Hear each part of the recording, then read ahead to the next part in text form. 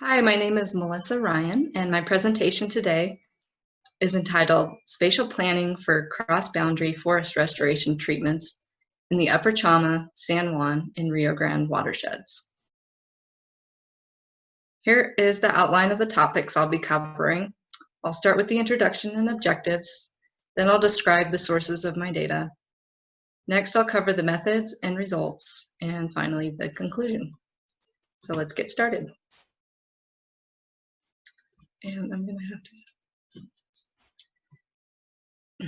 The upper watersheds of Rio Chama, San Juan, and Rio Grande provide water to many people in New Mexico, including the residents of Santa Fe and Albuquerque, and agricultural water users. Diverse land ownerships include federal, state, tribal, and private. Many acres are at high risk for extreme fire behavior. Coordinating forest health treatments activities and promoting forest health across public and private boundaries is a priority for multiple watershed partnerships. This image shows the boundary of the area where we are interested in for this study. The northern half lies in Colorado and the southern half lies in New Mexico. The key players within the study area include the Chama Peak Land Alliance, who I've mostly been working with, and they're a group of conservation-minded landowners promoting responsible land stewardship. Also, the San Juan Chama Watershed Partnership is a group of different stakeholders in New Mexico committed to protecting important watersheds. And finally, the 232 Cohesive Strategy Partnership, which is a larger group of stakeholders in New Mexico and Colorado, working in 2 watersheds, the Rio Grande and Colorado, 3 rivers, Rio Grande, Chama, and San Juan, and 2 states, Colorado and New Mexico. So together, these groups are working to conduct forest restoration treatments on both public and private lands. For private lands, there is a need to identify the primary forest types and develop priority areas of focus. This GIS project is intended to support these efforts and provide analysis and decision support tools. Results from this project are intended to supplement planning efforts and are not intended to replace on-the-ground site assessments. To reduce the threat of high severity wildfire, land managers in this region use mechanical thinning and prescribed fire as vegetation treatment tools.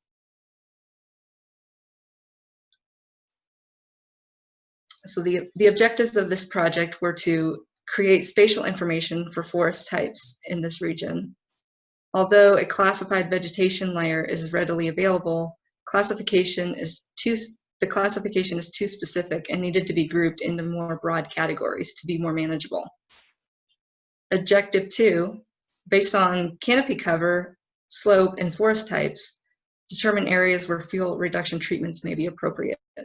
We wanted to target canopies with at least 30% canopy cover and look for gentler slopes under 35% in order to be accessible to forestry equipment.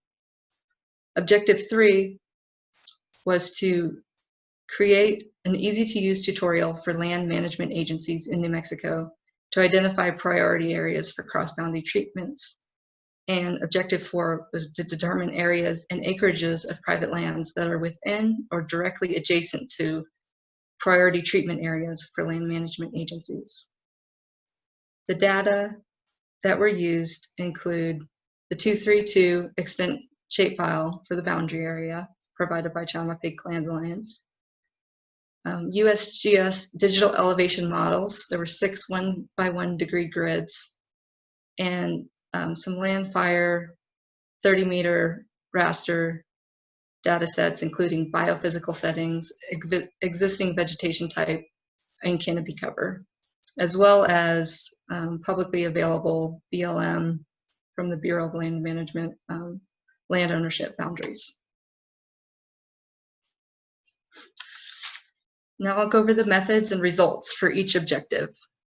You can see the workflow on the left used to identify the forest types, which covers the first objective. ArcGIS Pro 2.2 tools were used for these workflows. I also created individual binary raster layers for the 3 forest types that the San Juan Chama Watershed Partnership were considering for forest treatments. These forest types were pinyon juniper, ponderosa pine, dry mix conifer, and wet mix conifer. The workflow on the on the right shows the methodology for obtaining a binary raster layer for slope under 35%. The USGS digital elevation model was used with the spatial analyst slope tool, followed by a reclassification to a binary raster. Oops. This next workflow was used to identify canopy cover at 30% or greater. The landfire raster used already came classified in 10% canopy cover increments, so it simply had to be reclassified to a binary layer. Finally, the raster calculator was used as shown here to multiply the binary canopy cover and slope layers with each of the 3 forest types.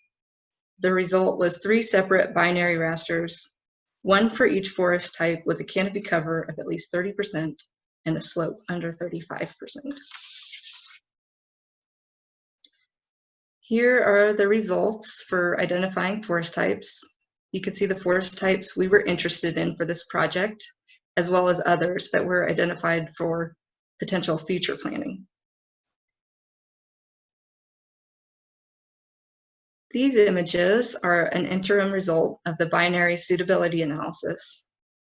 Even though it's a little bit hard to read, the upper left image is a binary slope under 35%, and the lower left is canopy 30% and over. The larger image is the multiplication of the 2. When multiplied with each of the 3 forest types, the results can be seen in these 3 images. The first image is ponderosa pine dry mix conifer. There are 455,000 acres of this forest type meeting our criteria of canopy cover and gentle slope. The second image shows wet mix conifer. 774,000 acres are potentially suitable for treatment.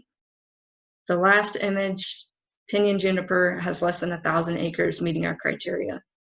Pinyon juniper forest type was excluded from further analysis due to this small amount. Part of this project also involved creating an easy-to-use tutorial for land managers who don't have access to or experience with other GIS tools. Google Earth is free to use. Google Earth Pro can be downloaded on a computer, and the web version can be used in a web browser. The tutorial provides step-by-step instructions for creating polygons that we can later import into the project and incorporate into planning efforts. This requires that the land manager already has priority areas in mind. From the preliminary request that went out, we received feedback from both the Carson and Santa Fe National Forests in New Mexico. Although they did not need to use the tutorial, they did provide us with polygon shapefiles of their 5-year priorities for treatment. On the left, their priorities were clipped to within our boundary. On the right, we used our potentially suitable zones within a 3-mile radius of the Forest Service priorities, and also lying on private lands. Even though it doesn't look like it's a huge amount, there are more than 20,000 acres within 3 miles of these Forest Service priorities, which also met our criteria.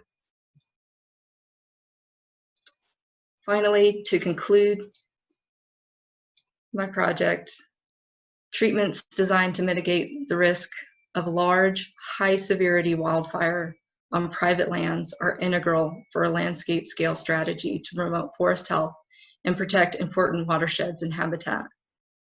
The results from this project can help land managers locate potential sites on private lands for cross-boundary forest restoration projects.